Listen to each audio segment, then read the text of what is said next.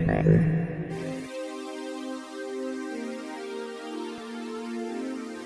money, money, money. Money, that's all I ever hear in this house. Manny, look at this. There seems to be a need for sports talk in the Bay Area. Ken hits one to left field, hits it deep. Anderson back at the wall. He leaps out of here. Jeff Ken has done it. A two-run home run.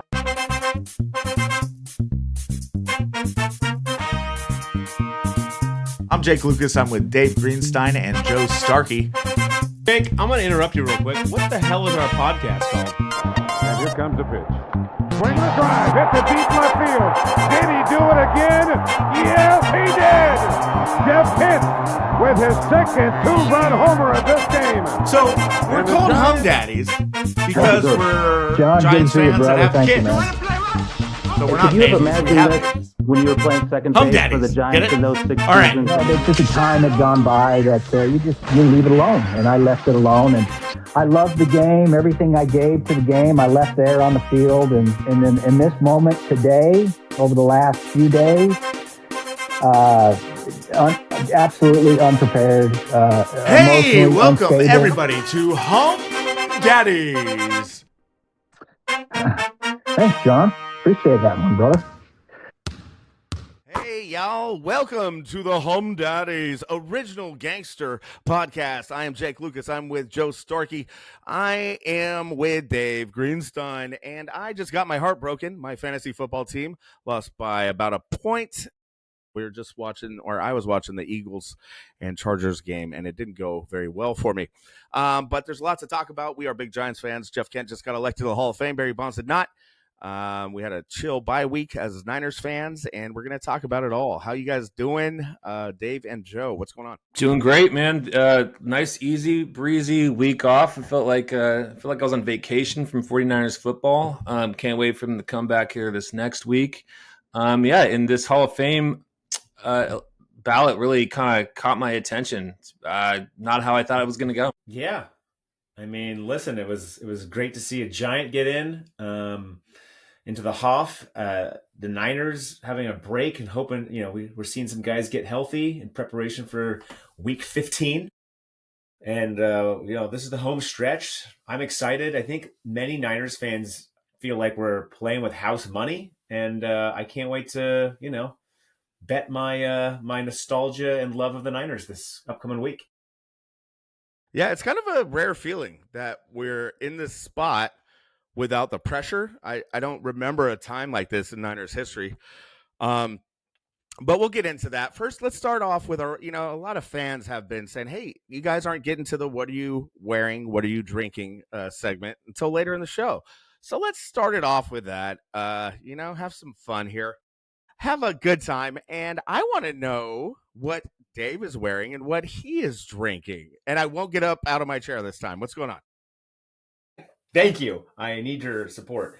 All right. Well, First of all, I'm repping a great koozie here. This is from Joe and I went down to Park City, Utah, with a little orange and black attack here at the No Name Saloon.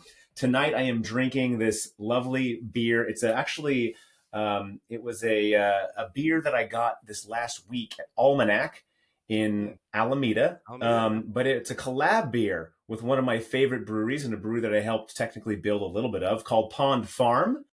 Almanac and Pond Farm collab for a West Coast IPA, Amarillo Rye.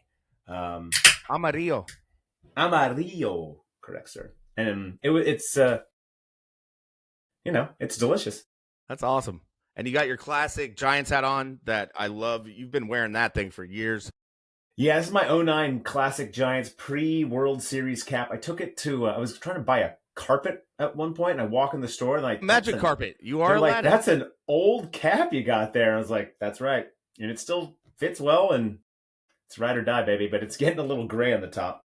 So you were at a trinket store, and you got a carpet, right? Yeah. Aladdin. Well, yeah. And you got the Niners hoodie. I love it. Reminiscent of a Sala kind of deal.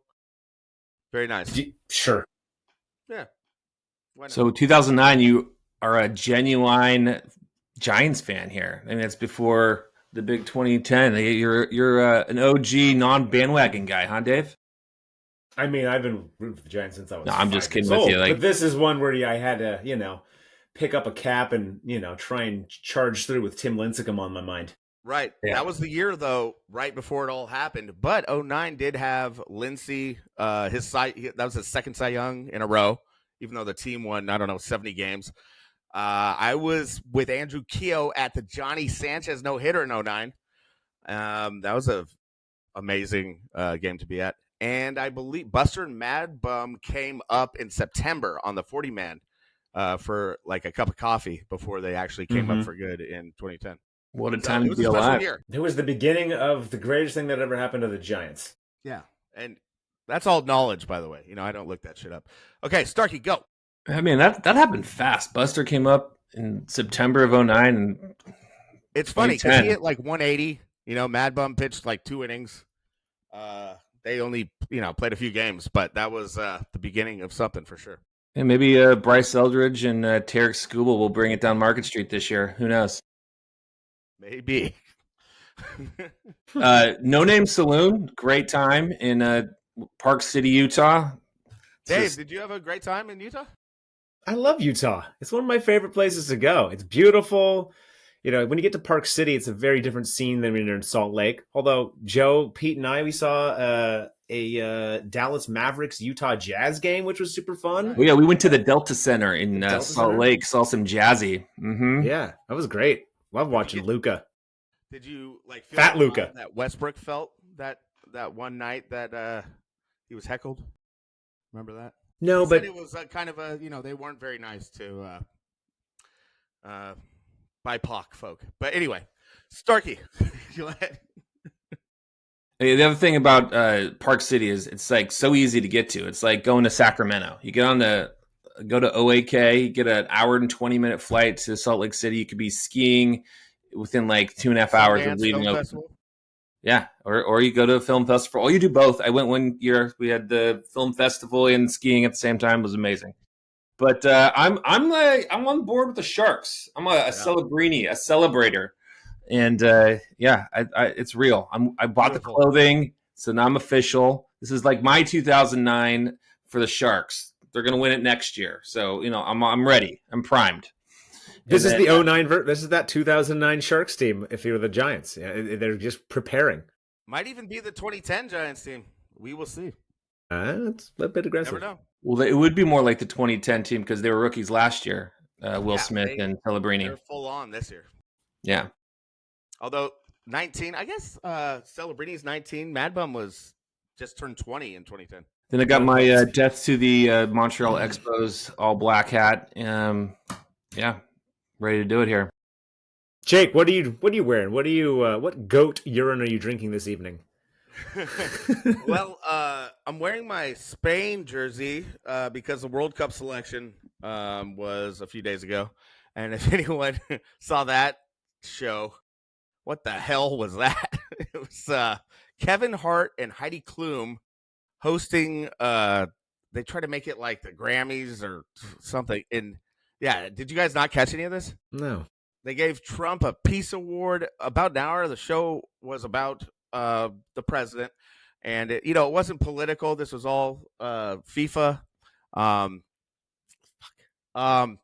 Anyway, yeah, it was. I mean, it was a national show. It was a world show. It was the most watched broadcast probably in the world, and it was just bizarre. They had the Village People playing at the end, but anyway, it was selection day, and Spain has a pretty easy group. Portugal has a pretty easy group. The U.S. has a pretty easy group. But it took them over an hour to get to the actual picking of the groups. So World Cup set. We got a couple playoff games coming up. But just want to show my support for Spain. Not the U.S.? I don't think I have. We'll let you dress up like Bosa maybe next week, and then you can show your support. Yeah. I could do that. I was a little disappointed by the Levi's Stadium World Cup games. They're like Jordan and Qatar or Qatar, however you pronounce it, in Paraguay. Really, I don't care to see these teams. Dude, there was was it Costa Verde is a nation that I've never heard of that's in it. There's some weird. It's like the softest World Cup in a long time. I'm guessing there's a lot of money exchanged in this. But I'm happy the teams I like have easy groups. I mean, there's no like group of death right now. So it's hard to be like the host nation, because this year it's just it's so huge and regional. Did that have any place in how North they America. added more? Yeah, they added more teams from North America. Continent. It's North America. It makes no sense. I don't like this as I mean, I like it from the standpoint of we have games in the U.S., but as far as like host continent, like what are FIFA's? FIFA's got all kinds of problems. Yeah, they're not with it. Got an award for a peace award from FIFA. It was just so weird. And FIFA can be bought. Get this: the U.S., Canada, and Mexico were the first 3 countries they selected in the fucking lottery thing. So go figure. Well, shall we move on to today's this week's? By the way, hold on. Oh, what am I drinking? This is yeah, thanks. Yeah, sorry. I want to celebrate Notre Dame and them getting booted from the playoffs and then denying a bowl game. So this is to you. Fighting Irish. What's going on with this no bowl game situation? I love the playoffs, but it's kind of sad when there's 10 schools have denied a bowl invitation. So that's Notre Dame. It's weird how they're not in a conference, so they had no conference championship, and apparently that wasn't supposed to hurt them. But the teams like Alabama got waxed in their conference championship, but that extra game, I guess, strengthened their strength of schedule, so that made them leapfrog Notre Dame, and Notre Dame got pushed out, even though Alabama had 3 losses. Make it make sense. I don't know. I mean, the closer it gets to March Madness, I think the better. Just make it a big old tourney and, forget these, Cheez-It Bowl shit, whatever. It's just hard. There's so many teams and you got to give football players a week rest at least. And so how do you really have more than like four weeks of playoffs? So maybe 16 teams is what you could really shoot for as a now that top they're mark. paying them though. I mean, certainly that would be a reason to continue it. And I mean, if they're only playing 13 games in the season, then why not just do 5 weeks of playoffs? I don't care. It's not like people aren't going to watch. Yeah, and the amount of teams that are going to play like 5 weeks are not that many. Is now the UCLA coach, so he can't coach his team in the playoffs.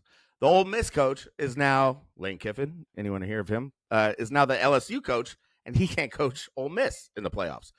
And that part is bizarre. Why do they even allow that? 3 of the teams aren't going to have their head coach that got them into the college playoff, which is supposed to be a huge deal. I think it is a huge deal.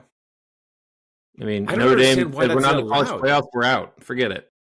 College playoff is, I mean, it was awesome. To me, it's been very enjoyable the last couple of years. I mean, I've always thought the silly bowl situation was kind of like a little bit anticlimactic and sort of pointless.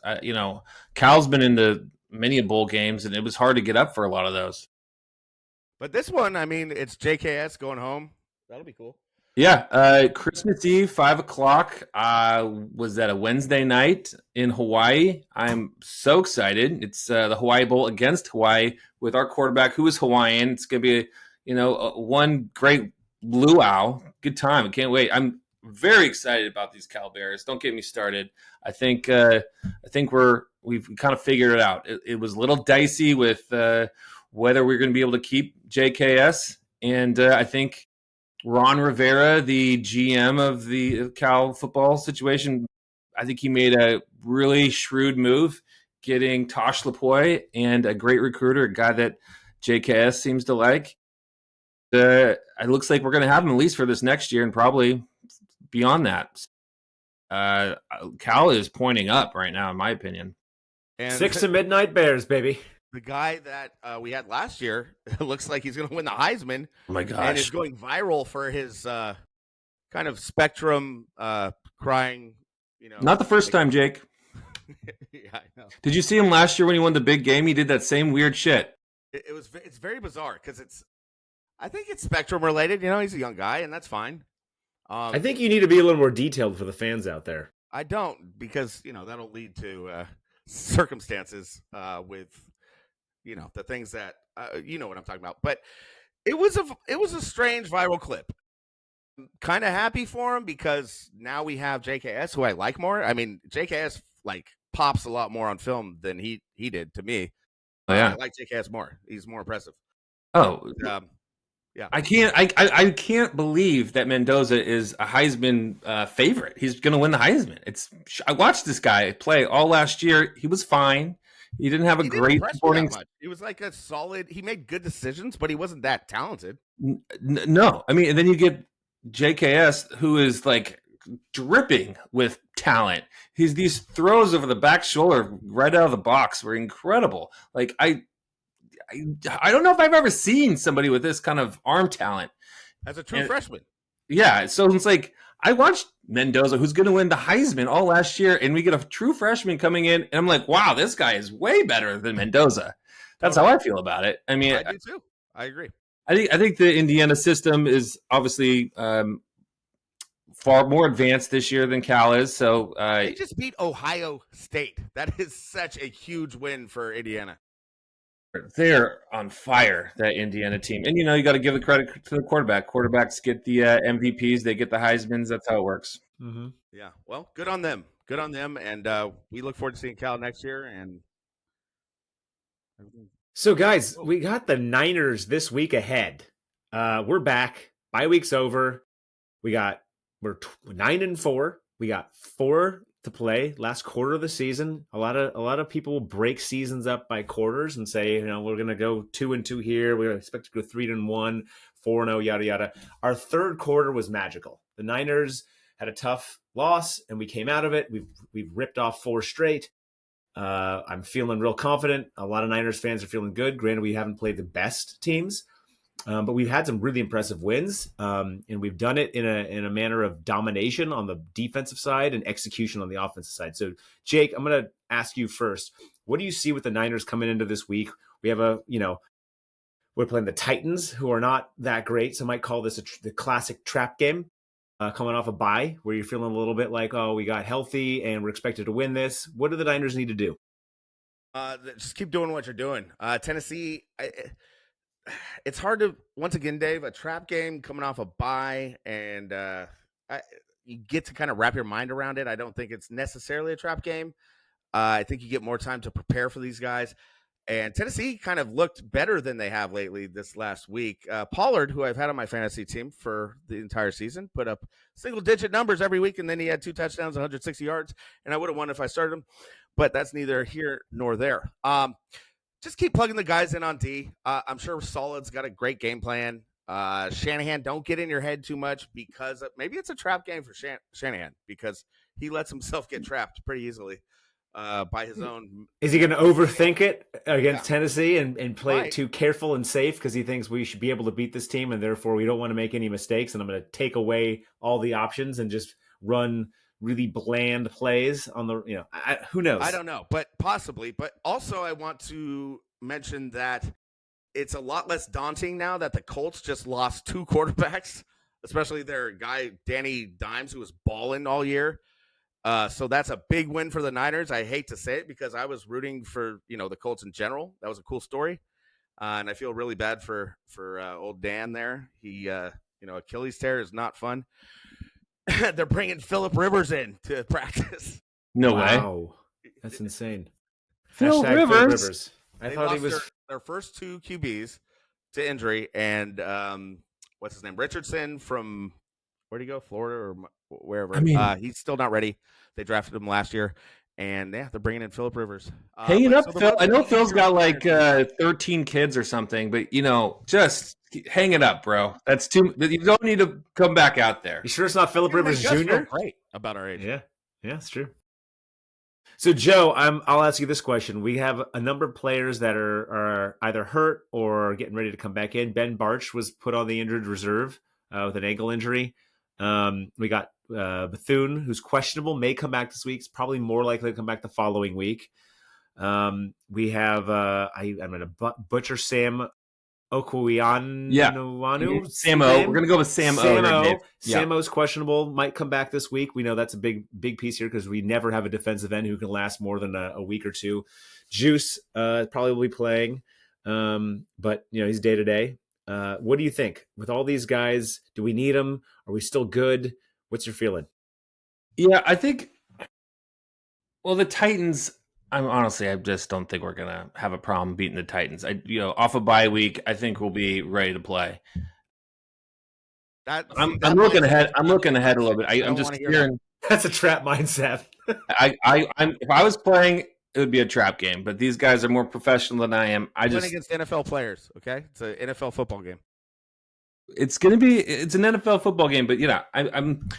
What I want to say here is the defensive line has done pretty well the last couple games, and that is definitely my largest concern. I think that's a weak point for the 49ers. But, they've got guys like Jordan Elliott and Keon White and Farrell and Al Collins looks like a player. I think we might have found something. Big 95. The Raiders, right? Michael Carter reincarnate. Alfred Collins. He looks like he can play. Like a first-round draft pick back 5 years ago, and then he never reached his. No. He's our third-round draft pick or something this year, second-round pick. Big dude, yeah. Yeah, big dude, 95. Who's the other guy I'm thinking of who was on the Raiders? Well, I don't know. We picked up Keon White and. You named him. Go back. Well, this is amateur hour. I'm sorry, but here. Anyway, so I think this defensive line, I think it might be a little bit of fool's gold. We might have a reality check one of these weeks. We'll find out. But they played pretty well recently. The guy I'm really looking forward to seeing back is Tatum Bethune. I thought he was playing really well before he got injured, and I think Gibbons, I think the linebacker was just getting torched in pass coverage. Yeah, and we had what is his name, Curtis Robinson. He was more of a special teamer. He was getting like 12 tackles. So. I'm feeling like we need Tatum Bethune back. I'd feel a little bit more comfortable. I'm not thinking Fred Warner's coming here to save the day, but I'll take Tatum Bethune. Yeah, you mentioned Jordan Elliott, right? Yes, that's who I was talking about. Yeah, he's playing well. So the Niners 12.5-point favorites. That's a big spread. That's a huge spread for the Niners. And this is on the road, correct? Niners are on the road. I thought no. This is a home game off a bye. This is a win, baby. We're at home. Just put it in the books. Just don't say that. Don't say it's a win. Come on. It would be devastating if we lose this game. Yes. There's been so many upsets in the NFL this year, especially the last couple of weeks. And you know who won't let you do that? Simon Knight. Dave, talk about our friend Simon Knight, who we played on a championship baseball team with. Simon Knight. Simon Knight is a tall fella who knows finance, and great little ball player when he was 12 years old and was taller than most of our parents. Little ball player, though, right? He's the largest man I know, I think. Ooh. Simon Knight at Edward Jones, 510-365-2371. Listen, you need financial advice. Maybe you're playing for the Cal Bears now. They're making all this Skrilla. Do we use that word anymore? Skrilla? And you need to figure out what you're going to do with it. Are you going to put it in stocks, bonds, real estate, Bitcoin? Jake, What do you do with your money when you don't know what to do with it?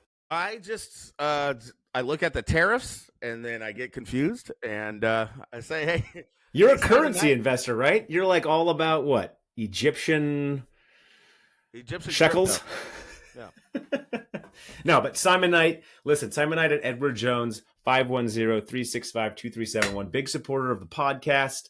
Definitely reach out to him if you would like to make some financial moves, need some advice. Connect with us, and we'll connect you to Simon directly. If you don't use that phone number, if you want a little intro, happy to do it. Humm Daddies, Simon Knight. I like when we talk about his size a lot. It reminds me of the Bill Brasky, the old SNL sketch. Stood about 7'5". Could throw back about 10 pitchers. Bill Brasky. Simon Knight. He's a big guy. Edward Jones. Anywho, thanks, Simon. All right, I want to chime in one more thing. We saw the Kansas City Chiefs lose. I know we're not going to do a lot of national stuff, but the Chiefs are more or less out. I mean, they're 14% chance to make the playoffs. That Kelsey bobble that led to a pick. If he caught that pass, I would have won my fantasy matchup. So thank you, Trav. So are we done with fantasy? Is it official? Can we put a fork in it? I mean, it's relevant to a lot of people. No, I know, but your fantasy. I'd like to be see if we're. It was a quick mention, dude. Let me vent on one name, Travis Kelsey. You're welcome to talk fantasy football in your team. I'm just very excited for it to be concluded. For me, yeah, I just got eliminated with this Eagles loss here. Yeah, but what are you gonna do? Yeah, thanks for that. You're welcome. So Patriots, Broncos, Bills, Jags. Now the Texans, who are getting real hot at the right time. I think they're the most dangerous team in the AFC. Steelers ended up beating the Ravens. I mean, those seem like the top 6 teams coming out of the AFC right now. What do you guys think? Green Bay beat the Bears. You'll need to unlock your iPhone first. My god! I mean, it makes our loss to the Texans not feel quite as bad. That they're playing pretty nice. And the Jags, yeah, and the Jaggers, yeah. So we've actually lost to the good teams and beat the bad teams. So what are you gonna do? Meanwhile, over in the NFC, you've got Rams, Seahawks, Eagles, Packers, Niners, Tampa Bay. Bears and Lions are right there. Either of those teams could be dangerous. It does seem like the NFC West is going to represent pretty hard in the NFL playoffs potentially. Yeah, all 3 teams are getting pretty ready and ripe at the right time. What do you guys think? Meanwhile, you have the Bucks that will make the playoffs. Right now, they're like 7-5, I think. Panthers could overtake them. I mean, we handled them, so please do. I mean, we had some real duds. The Panthers looked horrible against us. They just looked like Bryce Young was pathetic. So I mean, that has to be a lot of solid game planning there. I mean, he must, because then he comes back and beats the Rams the next week. Yeah. So before we jump off the NFL, I'm going to give you this one little piece here. The Niners right now have a 12% chance. A 50% chance to get the bye. A 15? 10% chance for the bye, 15% chance for the division. Both more than I would have expected to have at this point in the season if you asked me 4 weeks ago. And especially after they lost to the Rams. Rams need to lose to the Seahawks. Niners need to win out. That's our best shot to, get the bye. Also, obviously we get the division if that happens. So a lot of things have to go our way. But hey, for the most part, it's kind of a control your own destiny scenario for the Niners, I feel like. And I think they have got a very good chance to, at the very worst, be at the top of the wild card, which puts them in a position to play the Bucks or the Panthers for the first game of the playoffs, which is a win unto itself. So it's bye or top of the wild card. And I think we're in very good shape to make at least get a W and maybe have a healthy run. Yeah, I think it's asking a little much to get the first seed here and get a bye. I don't think we can really be banking on that. But I am looking at our schedule, and if we take care of business, like I said, I think the Titans game is no big deal. And the Colts quarterback situation is a little iffy. I think that favors us, even though it's in Indianapolis. Bears at home on Sunday Night Football. I would pick, if I had to choose, I would bet on us. I think it really kind of comes down to that Seahawks game. That last game, I don't, that's a tough one. But again, at home, I think we're favored in all 4 of these games. So who knows what could happen? But I'm not expecting any buys in the playoffs. But I am expecting to be in the playoffs. Guess what, Joe? Fun fact: the Niners have a higher chance of making the Super Bowl than of getting the bye. 12%, according to ESPN. So. Hey, get excited, guys. We might be back in the dance again. One game at a time, baby. It's also, you gotta sometimes reflect on this. This is a minor miracle with all the injuries we've had. We should not be feeling this good about the team. The coaching staff has done the most incredible job I can remember. And what Saleh has done with this crap defense is kind of amazing. They're not crap; they're great. Ignorance is bliss with these guys. They don't know what they're even really doing at this point. They're just playing out of their minds. Let them run with it. Ride the back of CMC until it's broken by Kyle Shanahan. And that's really what it comes down to. As long as CMC is in this lineup and is healthy, I'll knock on wood, we always have a chance to win any football game. Yeah. I'm just counting my blessings. I'm not expecting anything. Honestly, I'm not being facetious. I just enjoy every week, one game at a time. It's like you didn't expect to be here, so let's enjoy it. Jake, I would say that all 3 World Series for the San Francisco Giants, that's the feeling I had until they won the freaking World Series. So, hey, why not do it for the Niners too? Yeah, exactly. Exactly. Like that 2012 Giants team. Let's make that the Niners' first Super Bowl in 30 years. Something like that. That's the war cry right now is we're not supposed to be here. No. We got our Give us backs some against the Marco wall. Scuros. I like to refer to the Giants during those days as the dog dynasty. We were always the dog, but we somehow Cockroach. Yeah. And with that, hey, Hall of Fame talk. Joe, you want to take us through what happened recently? Sure. I have one question for you. Is Eddie Pinheiro healthy? Is he going to play? He's going to be back soon. I don't think this week. I think it might be the week after. Okay. I think week 16 we'll expect Eddie money. All right. So in the world of baseball, we had a Hall of Fame vote here, and it was kind of one of those veteran committee deals where I think it's if you're after 1980, a player after 1980, you were eligible. I think there were 7 guys that were eligible here, and if you got 75% of the vote, and there were 16 members that voted, so you had to get 12 votes to be elected to the Hall of Fame here this year. And there was a gentleman that made it to the Hall of Fame, and he was a local guy, San Francisco Giant, Cal Bear, your Jeff Kent.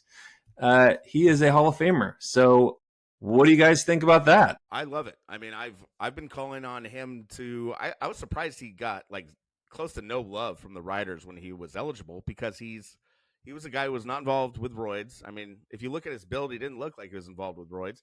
He has the most home runs ever as a second baseman. I mean, ever. It's a traditionally kind of undervalued position in the Hall of Fame. And for some reason, he got a bad like rap on his defense. I never thought Jeff Kent he didn't have like amazing solid range, but he was a solid second baseman. He got got to the ball. He made the play. Yeah. I listened to Rich Aurelia talk about him. He said he was like rolled a great double play with me. I don't remember him ever losing a game because of his defense. He was a solid second baseman. So that was a weird narrative about him. He was definitely built and felt more like a third baseman, and you're kind of always surprised he never landed there at some point. But I think it's a testament to that he could play second base. He made the plays he needed to. And at second base, like, I mean, you're not doing magical things. Get in front of the ball, knock it down, throw a guy out. And so, I don't know, maybe in today's world with all of the sabermetrics, you'd find out that Jeff Kent was below average, maybe. But like I said, he was strong. He just got the job done.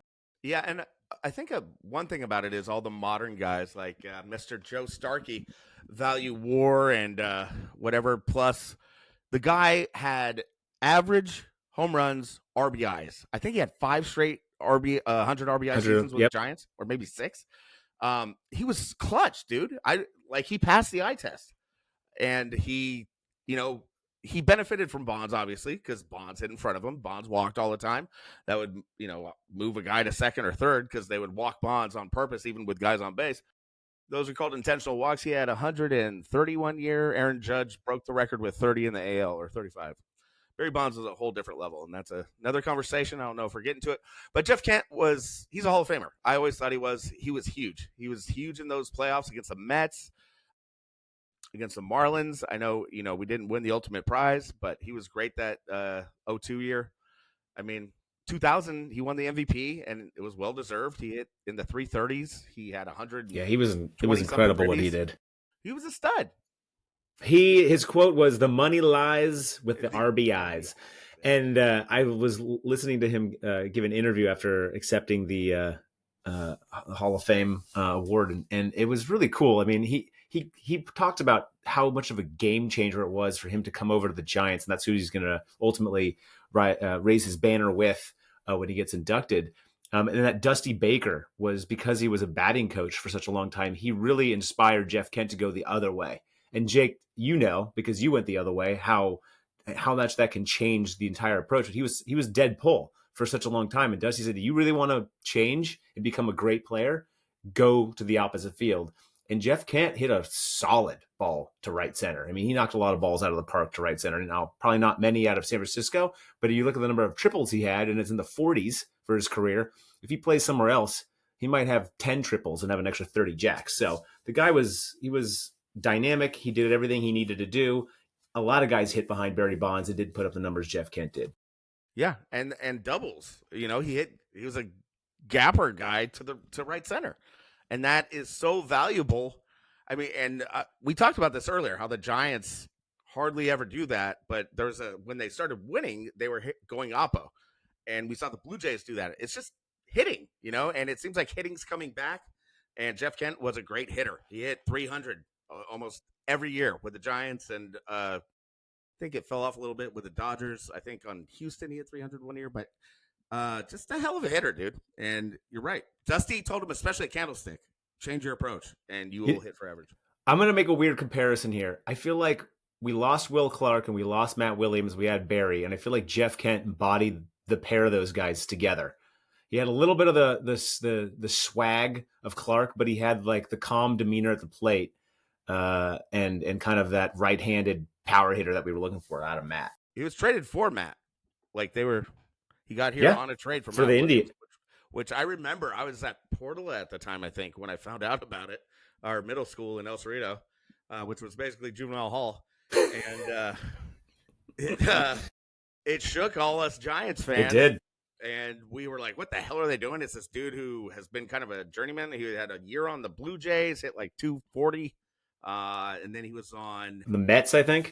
On the Mets, but he was like he had 21 jacks, hit 240 on the Mets. Then he's on the Indians, now the Guardians, and was traded for Matt Williams. And the Dusty Baker, I think, is responsible for sure for turning him into what he became. I mean, he gives a lot of love to Dusty for that one. Clark gives a lot of love to Dusty too. He was the hitting coach for the Roger Craig Humm Baby teams. Yep. So came to San Francisco in 1997. He was 30 years old at the time. Talk about turning your career around. Yeah. I mean, he also mentioned in this interview that he doesn't really like sports that much. He's not that into sports, but enough to play it well and make a bunch of money, I guess. So that was always his reputation. I remember in an interview, like while he was playing for the Giants, he said, "I don't like baseball that much, but I'm good at it." But he was very much like Bonds in that way. I mean, he even was quoted as saying that him and Bonds just would go about doing their business. Hey, we come to the field, we play ball hard, we do it the right way, and we go home. We don't talk a whole lot to the media. We don't hang out. We're not, going out to team dinners that often. We just do our thing, and then it's just, it's our work. Totally. Richard really echoed that in the interview I heard. It was hilarious. He's like, Bonds had this big leather comforter, like chair kind of deal. It was like a rocking chair. He had a comforter. He had a whole setup with like this luxury relax area in his locker. And when Jeff Kent won the MVP, he got like a brown corduroy one and he put it in the laundry room to get away from everyone. He said Jeff Kent, they hardly ever talked. They played together for 6 years. He just went about his business and everyone respected him because he was a hard worker. He was a great hitter. And, you respect those guys. You don't have to, he wasn't one of the dudes, but hell of a ball player. And a great porn mustache. You got to respect the stash. And the Oakley, purple shades. A quick shout out to the Stach Bros of the Golden State Warriors right now. Joe and I were chatting about that before. We got a Stach Bro collection going on. And Dave, who are these Stach Bros? We got Quentin Post. We got Guy Santos, I believe. And Rising Star. My guy. Who's your guy? You called him out last. Patty playoff. Spencer, number Patty 61. Spencer. Head button with the Stach Bro. He's a YMCA baller with big hairy legs. Best lacrosse player of all time. Or if you haven't heard a live broadcast done by the Warriors pair, they don't not mention it every single time. Like it's the first time you've ever watched Pat Spencer. Single time. If you're the best to ever play a sport, somebody's gonna have to talk about it every time you play the other sport. That's just how it's gonna go. So has he surpassed Pods for you because you were a Pods head? He had a good game last game, but I'm a little sad about Pods, but no, I think Pods legitimately has some future. But I think Patty, my boy Patty, can play. I'm glad to see. He's kind of carrying the load the last 3 games. Love to see it. The guy doesn't even have a real contract. He's got a 2-way contract still. Yeah. So Yeah.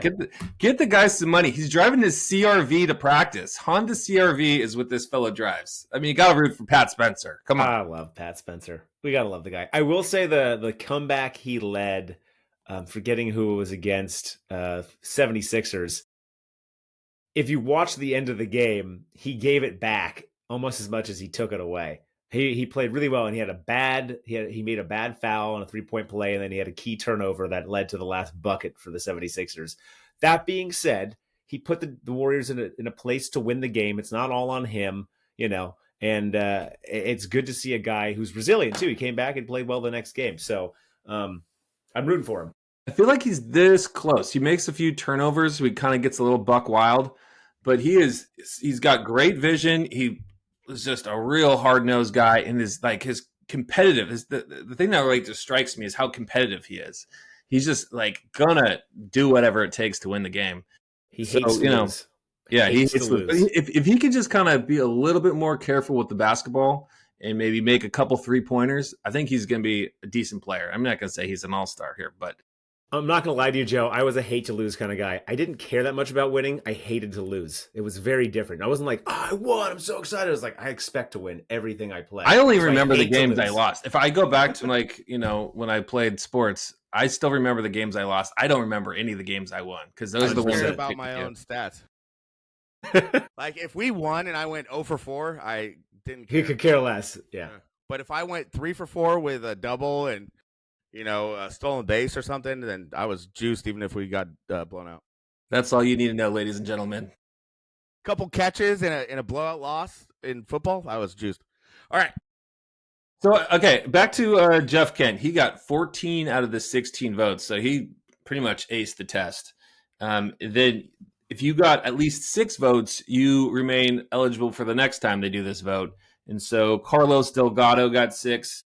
Dwayne Murphy, what's his name? Dale Murphy. Dale Murphy, not Dwayne Murphy. Dale Murphy got 6, and Mattingly got 6. People who did not get 6, who are off the list, are Gary Sheffield, Fernando Valenzuela, and Roger Clemens, and a guy named Barry Bonds. They did not get enough votes. So this was not Hall of Famers. Contemporary ballot, right? And there were a bunch of 80-year-old ex-player Hall of Famers on it with media, with front office. What do you have that list? I don't know. I was looking up who these people are. I don't know who they are. But there's 16 of them, and that's how it went down. I know Jason Stark, who is a sports writer. He was on it. I think Juan Marichal, right? Yeah, he was on it, and a bunch of other 80-year-old Hall of Fame ex-players were on it. I don't, at this point, it's getting old to talk about Bonds not being in the Hall, and it takes away a lot of their validity. And I'm happy for Jeff Kent, but at the same time, I think the Hall of Fame isn't serious if they're leaving out Roger Clemens and especially Barry Bonds. They just need to have their own room. Just put those guys in a separate room in the Hall of Fame. Nah, just fuck and it. They Put have them all... David Ortiz is a convicted roid guy. Okay. Yeah. Yeah. Did you see the stat? If you take away every home run Barry Bonds ever hit, his OBP is still higher than David Ortiz's career-wise. David Ortiz was also a DH. He didn't play the field. Bonds is an 8-time Gold Glover. Make it make sense. Well, I think the point that you make, which is, I think, very valid, Ortiz is convicted after it was illegal to do roids. Anybody who got caught after 2005, Alex Rodriguez and the like, David Ortiz, you got blood on your hands. You got no excuse. Guys before the Bonds kind of folks, they even say Bagwell, who I think did roids, Piazza, sure. I mean, who knows? Everybody, all these guys were doing it probably, but it wasn't illegal for baseball to do that. There was no rule. Bonds did stuff that wasn't illegal legally, law-wise either. It wasn't illegal. It wasn't against baseball rules, and it wasn't technically illegal with the law. So, I mean, it's just kind of a mockery to see Jeff Kent get in. I know Jeff Kent, for a second baseman, phenomenal power, great hitter. But, when you faced the Giants in those days, it wasn't about pitching around Jeff Kent, was it? Don't think so. It was about the best player, the best hitter the world has ever seen. You don't want to pitch to that guy. You started echoing just now for me. I think figuratively echoing the sentiments of Jake Lucas, and many others who are Giants fans and are big appreciators of the greatness that is Barry Bonds. But listen, like, it'd be different if Barry Bonds was, middle tier steroid taking player. Like, you don't forget what you saw. So for him not to be in the Hall of Fame almost puts him to a level even above the Hall of Fame in a legendary category that breaks the boundary. Him and Roger Clemens. Yeah, I know they took performance enhancing drugs. They did it how much more or less than others, but it's how much better they were, how much more supreme they were, that makes you realize that you don't need to be in the Hall of Fame to be what you are, which is more of a Hall of Legends. I mean, just put them in that category and then create their own little room, because we saw what they did and it was remarkable. I mean, go ahead. Well, the other thing is, you could say Barry Bonds and Roger Clemens are not in the Hall of Fame because they were dicks. They were just not friendly to the media. They didn't like them. No, people didn't like them. And it's like, F you. You weren't nice to us. Now you're not getting in the Hall of Fame. Well, who else was not very nice to the writers? Jeff Kent. Nobody liked Jeff Kent. Jeff Kent was kind of a dick too. So yeah, what are we talking about here? Yeah. Well, we also don't have Pete Rose. We don't have Pete Rose in there. He's got 4,000. Listen. The writers almost put Bonds and Clemens in the Hall of Fame the last couple of years. They were eligible. This was a 16-man panel of ex-players and front office guys. So it shows you and Bonds got less votes here than he did with the writers. So I think there's a lot of jealousy. There's a lot of just old dudes who did greenies that are like, Barry cheated. He didn't do it the right way. And they remember things as them doing things the right way. They probably don't look at their own negative personality traits and negative actions they made. They kind of just, I don't know. They glorify the old days. They're in their 80s, and they don't like Barry Bonds, and they don't. Well, it's the same thing you see in the NBA pretty regularly with like Oscar Robertson talking shit about Draymond Green. Like, there's just a lot of like, oh, if they played during our era, we would have showed them. And they, but if Bonds played during any other era and didn't take steroids, he's the best player in baseball. If he does take steroids in those eras, it's like Wilt Chamberlain against, seventh graders. So Mike Schmidt is and a couple other dudes are awesome. They're like, yeah, if I had the chance to do what Barry did, I'd do it too. I would vote him. Well, exactly. So it wasn't explicitly illegal. So how can you, ruin these guys' chances of being in the Hall of Fame when it wasn't explicitly illegal? And everyone knows the stats now. Barry Bonds had 3 MVPs when he weighed 180, and before anything, relating to steroids happened.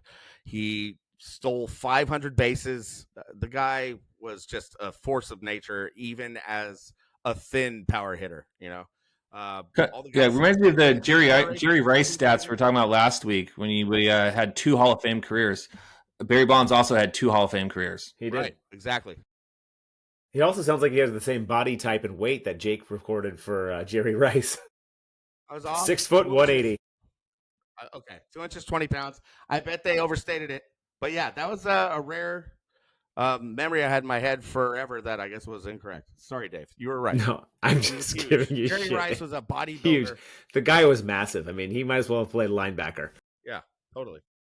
I mean, so the thing about the Hall of Fame, too, is like it's supposed to be guys that you will remember forever. You're going to remember Babe Ruth. You're going to remember Willie Mays, Mickey Mantle, players like this.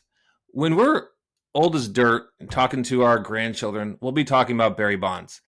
I don't know about you. You guys are big Giants fans more so than I am. I will not be talking about Jeff Kent so much.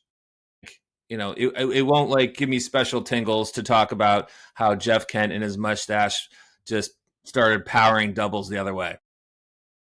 Well, listen, Joe, there's a lot of guys in the Hall of Fame that you don't remember that are kind of on the mediocre side of Hall of Fame. Yeah, I agree with you. Harold Baines should not be in the Hall of Fame. He doesn't really give me any kind of excitement. I watched that guy for years. Boring as ever. Well, when Scott Rowland got in, I was like, okay, Jeff Kent better get in if Scott Rowland's getting in. I mean, he was way more impressive than Scott Rowland to me. Scott Rowland did play some good third base. I don't remember Jeff Kent playing all that great a defense. He was more of a hitter. Okay, that's a good segue into getting into our left out baseball players that are not Hall of Famers. So and with that, yeah, I'll set it up for us. All right, so we recognize there's a lot of players over the history of baseball that have not been put in the Hall of Fame. We will probably focus on the ones a little more during our time. Maybe some of us won't, but we're going to draft our top 5, not in the Hall of Fame, could still be eligible or not eligible, should be there. Should you be 90 years old, you talk about this baseball player and tell your kids how great they were. Maybe it was 1 or 2 things they did exceptionally well above the rest. Who are those players? Any questions? Please? Or do you want to kick it off? No, this is guys not in the Hall of Fame that are eligible, all-time baseball history. Started off with Joe Starkey. No, Dave, you do it. Oh, yeah. You want me to go first? First pick. Oh, Handicap guys. Oh, shucks. All right. Well, I'm after over Thanksgiving having watched the Alex versus A-Rod documentary and being very intrigued by that documentary and kind of seeing a little bit of behind the scenes. I'm going to pick Alex Rodriguez. I think it's a fairly obvious one. One of the most interesting things about that documentary at the very end was that Alex Rodriguez had all this like desire to be the best player. He was so obsessed with baseball, going home watching MLB over and over and over, all the games, just all kinds of things. But it was that he, at the end of his career and having gone through a lot of psychological help, he could have played one more season and progressed and got up to the 700 class, which is there's only 3. Yeah, he ended with 696. 696, and I think that speaks to the transformation he had as a person, and that it's a cool thing to hear about in the grand scheme of his illustrious career. I'll go second. Barry Bonds. And couldn't wait for that one. Yeah, Dave, you blew that pick. I gotta tell you. Yeah. I didn't want to pick the obvious. I wanted somebody else to have Bonds. Well, A-Rod is, I agree with you. A-Rod's one of the best players ever. And I saw the documentary. I actually finished it today. So it's very fresh on my mind that the end of it that you're talking about with Dr. David, I think the guy's Dr. name David. I'm talking about. But yeah, A-Rod was a beast. Barry Bonds, more of a beast. And we're doing a draft. So we just talked about him. That's my pick. Yeah, I agree with both those picks. The Alex Rodriguez documentary is so great. When he goes to Minnesota and has that 4-game series where his dad comes to watch him and just dominates, like you just see like what drove this human to be as great as he was. And these guys are driven to be the best there is. And if you tell them, if you don't say you are not allowed to do this explicitly, they're going to do whatever it takes to be the best there is. So like I just can't fault them that much for doing whatever they can to be the best. I don't know. And it's who's that random dude, that lawyer that was friends with Manfred, who's a saint in his life, who just called him up and said, "Hey, you're ruining your career. Get it together." Do you guys remember that part of the 3rd episode? This random lawyer, older guy who like out of nowhere said, "Dude, stop doubling down on lawyering up. Just take it easy, let it fade out of the media, and then you'll get respect." But anyway, go ahead, Joe. So many to choose from, but I'm going to go with Pete Rose. I think Pete Rose, the hit king, he had an incredible career. He played 26 years, something. The way he played the game with the most ferocious energy since Ty Cobb. I just think nobody epitomized hard working, the nose of the grindstone baseball player than Pete Rose. Everybody in Cincinnati loves that guy like a god. He should be in the Hall of Fame. Yeah, and really cruel that they, a few months after he dies, they say, "Okay, he's eligible now. You guys can vote for him." It was, he got treated horribly. It meant so much to him too. It's a really sad situation for Pete. Yeah, 4,000 hits, man. He bet only on himself. All right, well, I'm going to take my manager, by the way. Oh no, he's a player manager. Right. For my second pick, I'm going to take. Well, Jake got 7 MVPs out of Bonds. I'm going to take 7 Cy Youngs on the mound with Roger Clemens.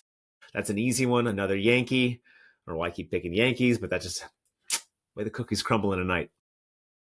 I think Roger the Red Sox, by the way. Arguably Yankees.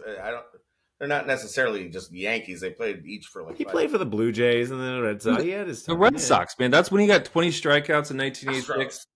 Yeah, he had a lot of good years, man. You're right. I mean, that's the thing. The longevity of that guy's arm, his competitive spirit, and he was a bulldog on the mound. Like Bonds, how many Cy Youngs did Roger Clemens have? Incredible. 7-7. 7-7-7. Friends? Mr. Lucas. Mr. Lucas.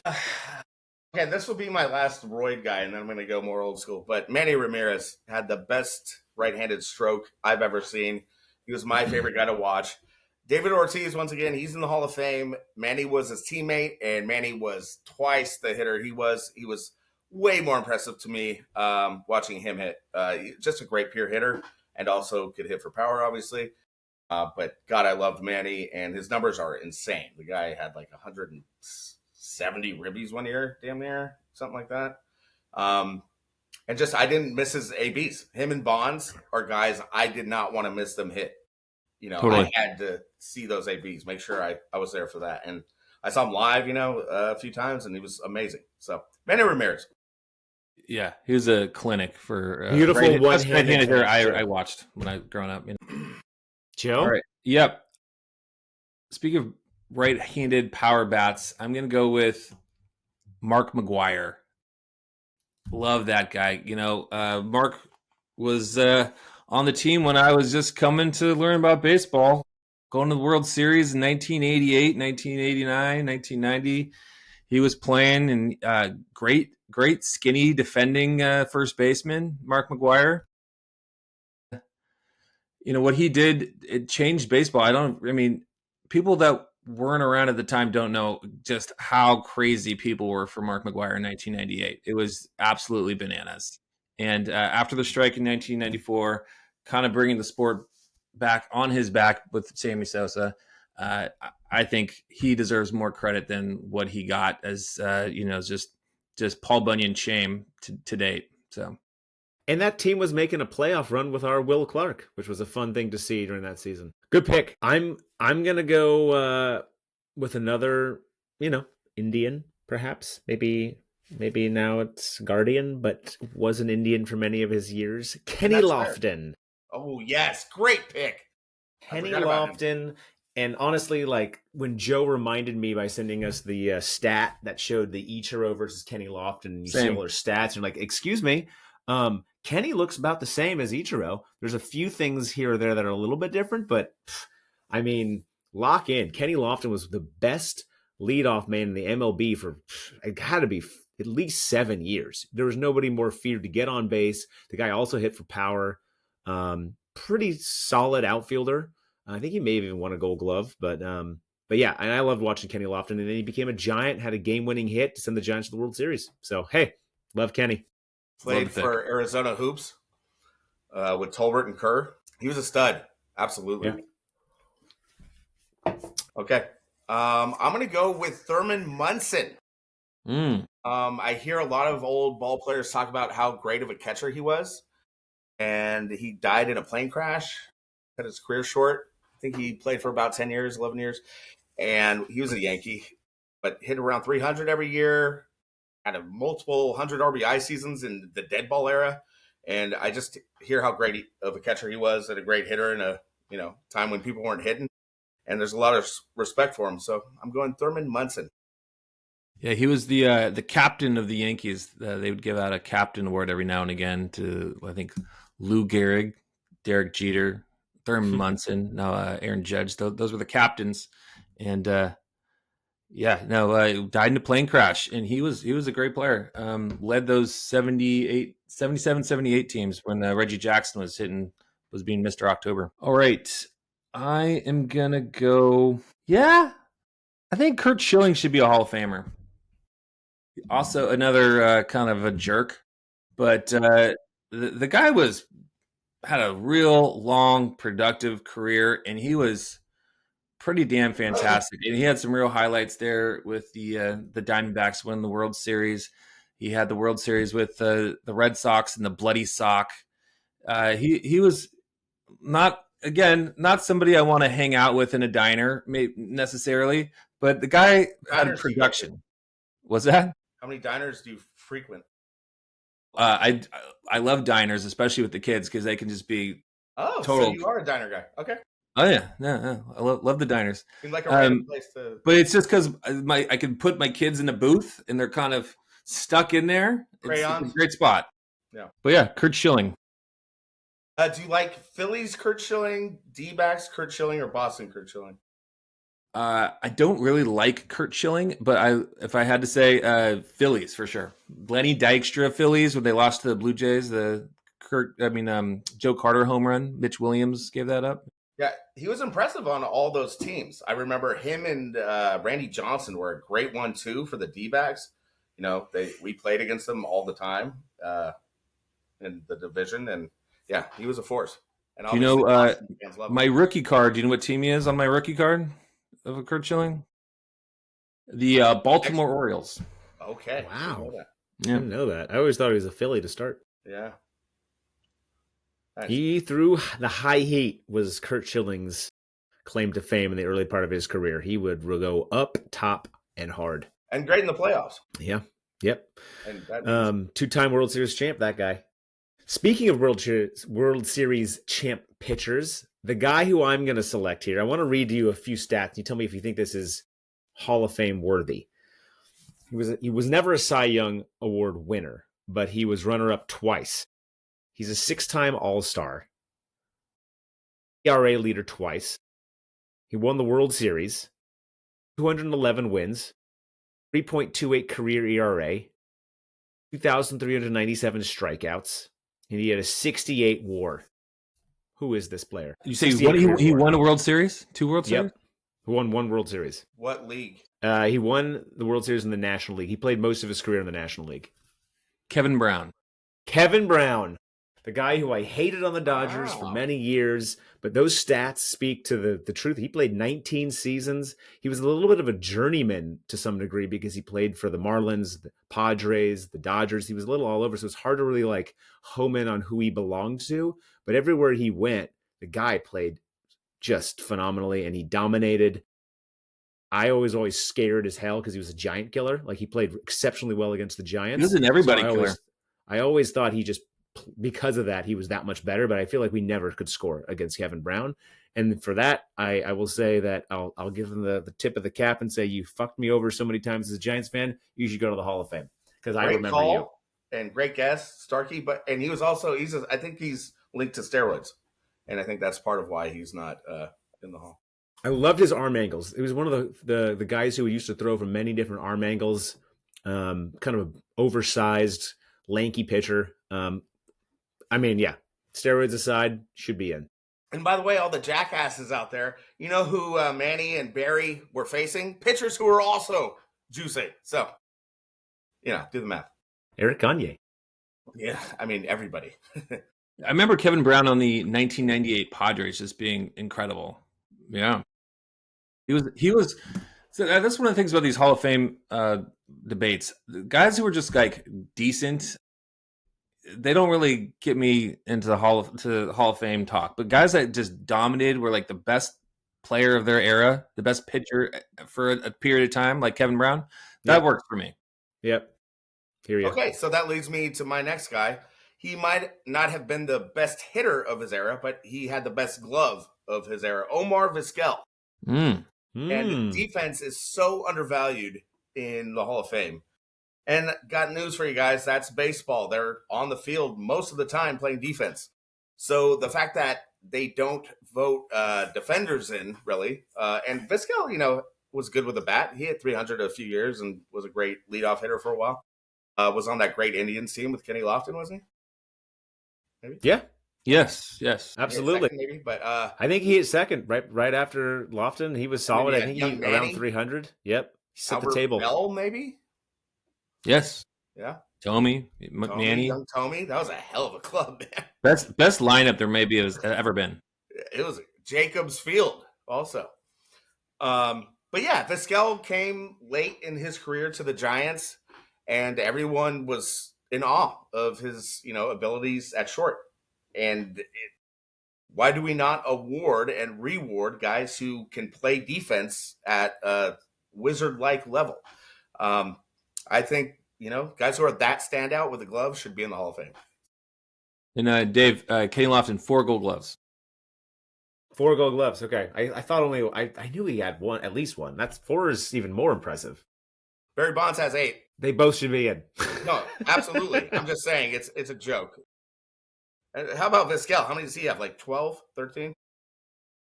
Let's see here. Omar Vizquel never played. He didn't play short. I know he was short for the Giants, but did he play at the same time as Bonds and Lofton? No, that was Aurelia. I'm trying to remember when Omar Vizquel played. Oh, he might have been on Bonds' like last year. Couple of years. Okay. Let me see. Yeah. Well, Joe.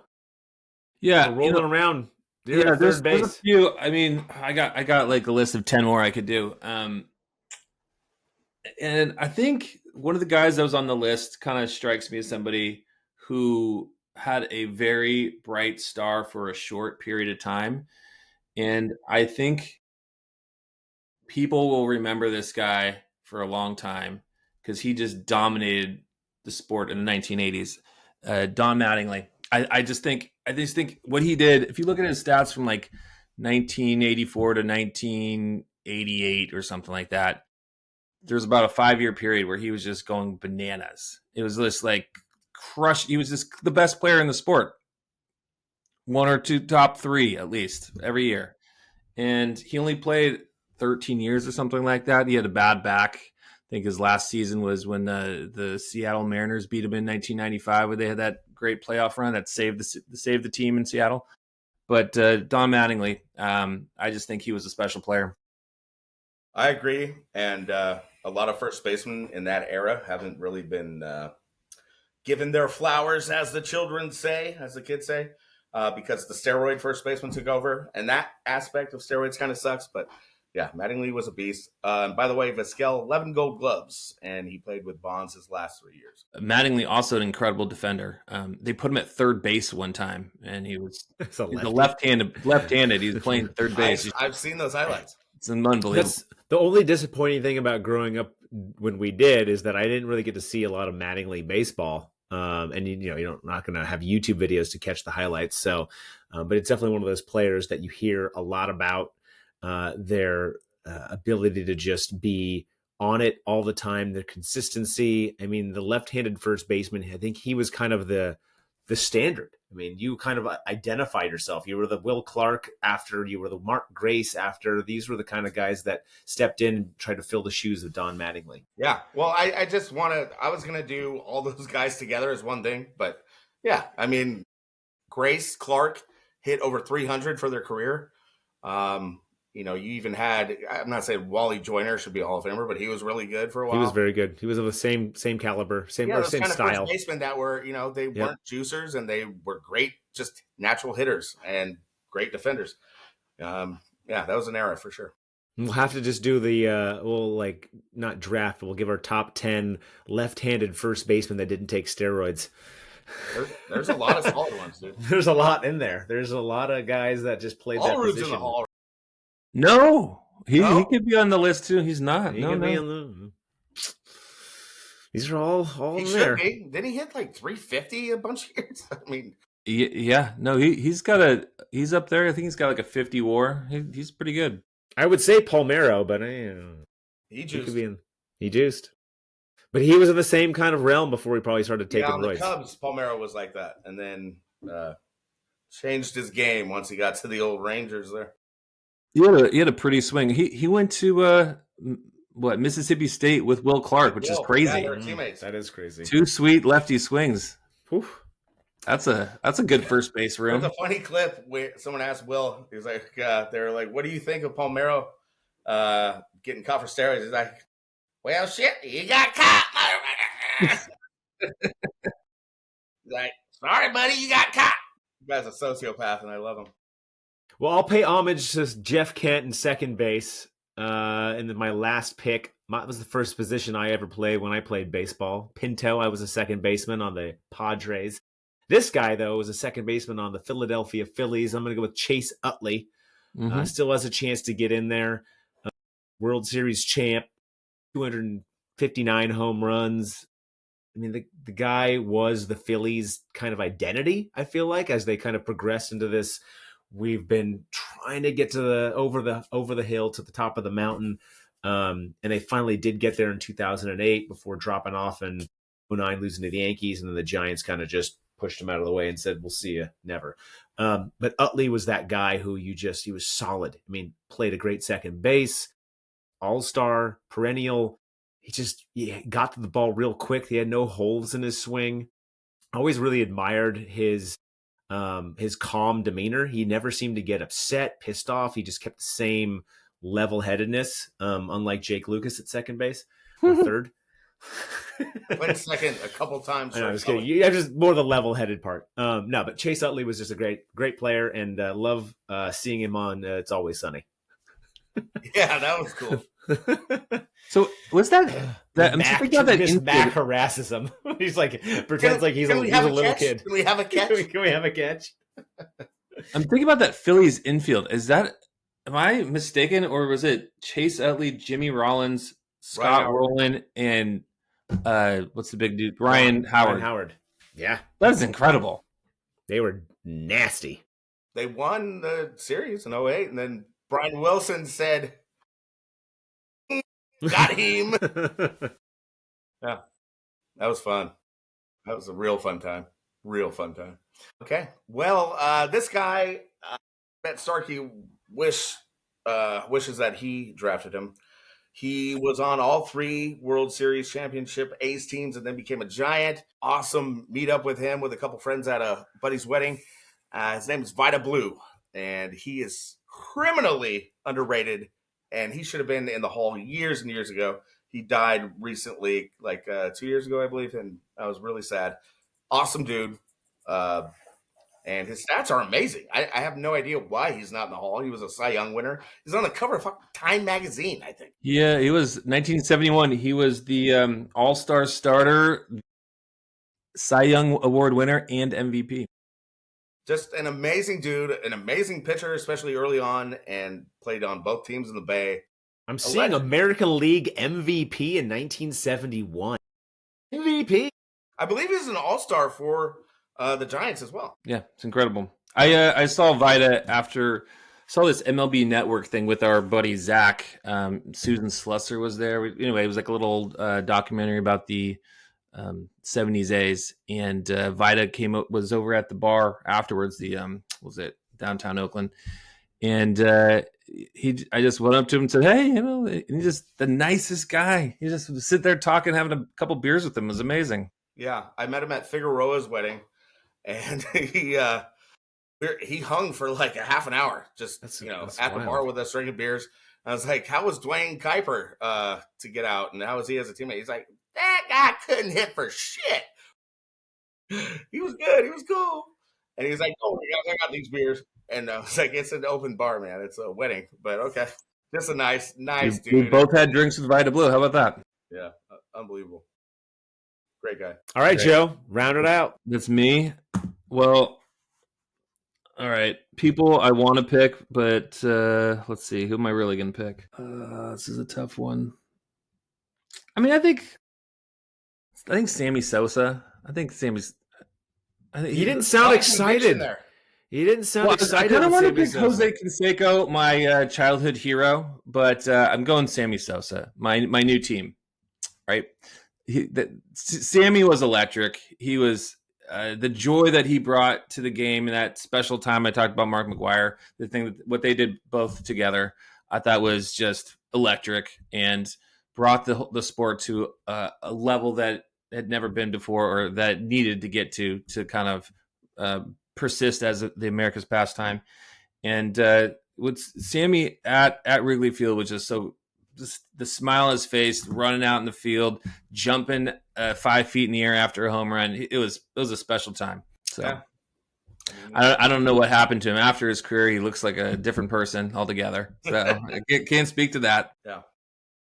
I mean, okay, yeah, sure. The home run numbers are there. The average was there. He hit. And it's funny. It really shocked me the first time I heard him get interviewed. I didn't expect him to have a Dominican accent. But I think he hit more than 60 home runs like 3 years in a row there in that period. Great. And he's the one that came home with the MVP in 1998. Did he? Well, yeah, because he was hitting for high average too. I mean, He used to McGuire steal was around the bags, too. 250, 260. He was dynamic, Mr. Sammy. Those I think he was on Art's All Thighs team, if I recall. Well, he should be. I got to see the full final list of Art's All Thighs team.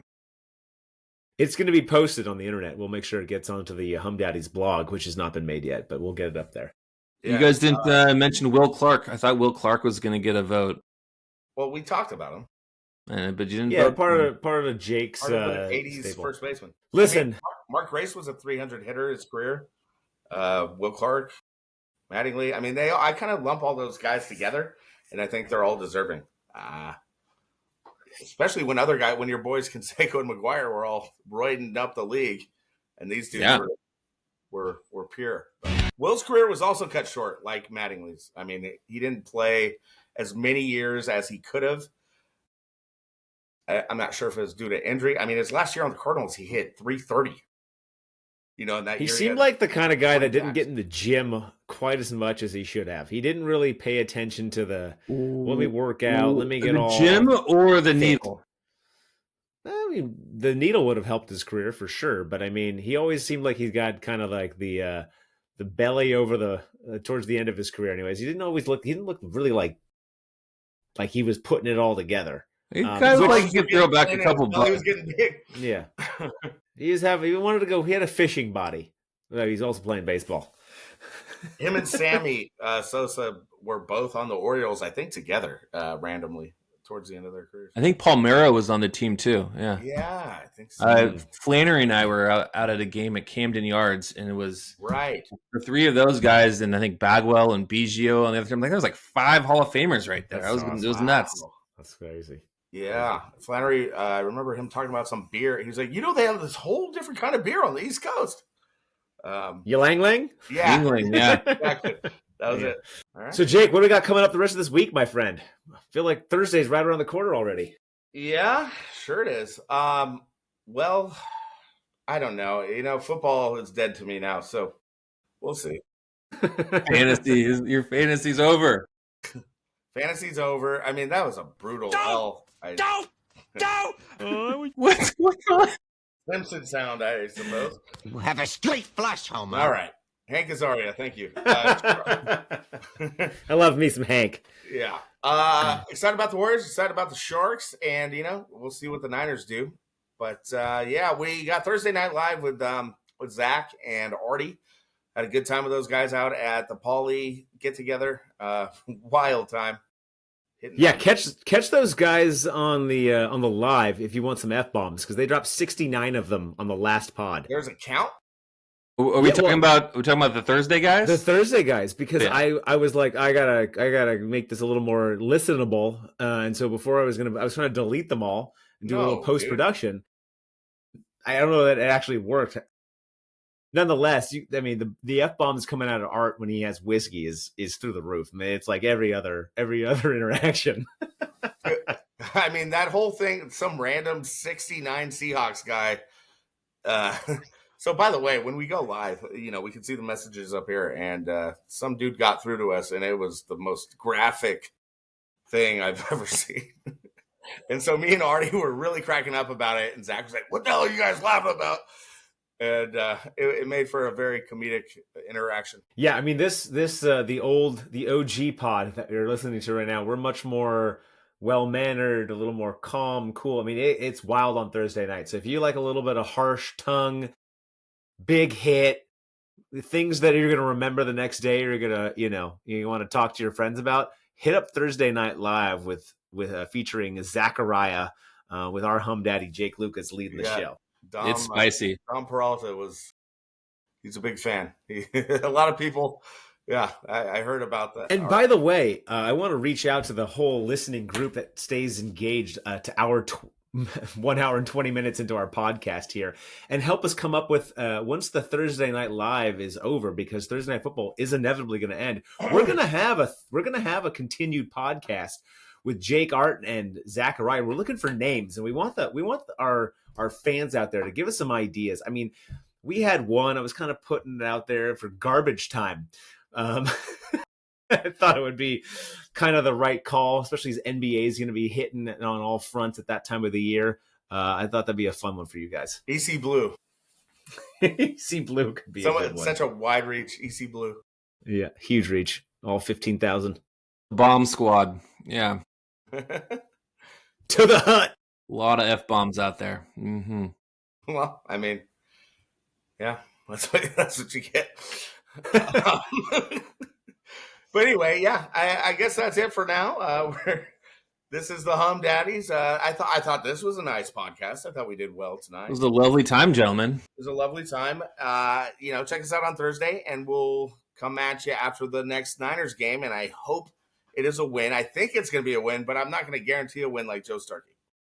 So thank you, everyone, for listening. I guarantee it. Don't forget to like, subscribe, and maybe share with a friend. Humm Daddy, baby. Humm Daddy. Humm Daddy.